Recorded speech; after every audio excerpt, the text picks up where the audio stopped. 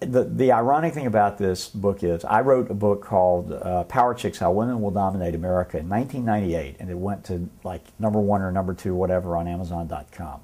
I enjoyed doing it. I interviewed famous women from all over the world, in the United States primarily, obviously, and even interviewed Nancy Pelosi and predicted that she would be the first female speaker, which a lot of Republicans kidded me about it at that time. Turned out to be true. But the book was fun, but I didn't find it to be anywhere near as entertaining as, at least to me, this book, because this book really tells people things they do not know. I mean, they don't know, for example, that one primary was moved in 1992, and it was a deal between the Republicans and the Democrats, and that one primary being moved allowed Bill Clinton's political career to survive. And ironically, Bill Clinton went on to capture the presidency in 1992. That's the sort of thing people don't know. People don't know that Ronald Reagan was, in essence, pressured to take George Bush as his vice presidential nominee in a single night in 1980 at the Republican National Convention. It wasn't his intention to do it. People don't know the stories behind even the 2008 race. They don't know, for example, that the Florida primary, I mean, history repeated itself. The Florida primary was moved by a Republican legislature, and it caused the Democrats, Howard Dean, to basically say, we're not going to count the delegates that come from Florida, which guaranteed that Hillary Clinton, when she got to that state, was not going to be able to get those delegate-rich numbers early on. If she had been able to keep Florida in the game, she would have been the nominee, because momentum would have shifted to Hillary Clinton. People don't know that one poll in Iowa that came out just 3 days before the race changed the entire race and the entire opinion of everyone, and suddenly Barack Obama became the front runner and went on, of course, to win. People don't know that there's been a Republican establishment for years that has handed down power from one group after another. You know what people don't know? They don't know that in 1980, everyone talks about being a Reagan Republican.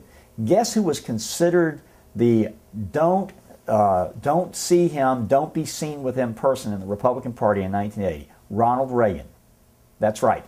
Ronald Reagan was considered to be an outsider because he had run against Gerald Ford in 1976. And I was working on both the U.S. Senate campaign and working with Newt Gingrich. And in that year, we were specifically told, don't be seen with a Ronald Reagan bumper sticker. Don't talk about Ronald Reagan. And it was that way around the country. The big Republican establishment candidates that year were George Bush, George H.W. Bush, and John Connally of Texas.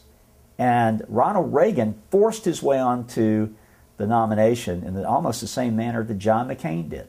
He was considered almost as much of a maverick. And most folks don't know that. And most folks don't know, for example, the Kennedy family had an early investment in the Barack Obama campaign. It didn't happen at the last minute.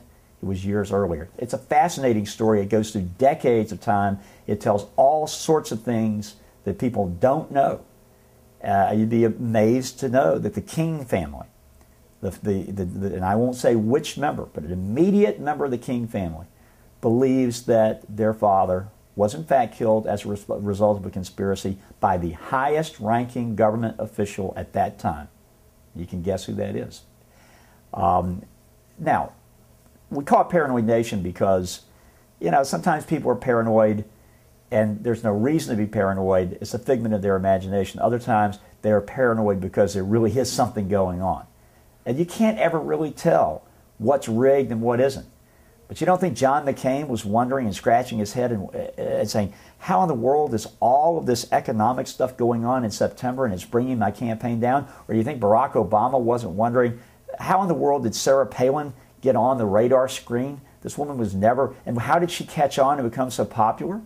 There were a lot of questions being asked in 2008, a lot of them, and they were all rooted in years of political history that just hasn't been told. So I think if folks go to Amazon.com and order Paranoid Nation, when it arrives before Christmas, they're going to have a story to read. It won't be boring history, believe me, and everything in it is true.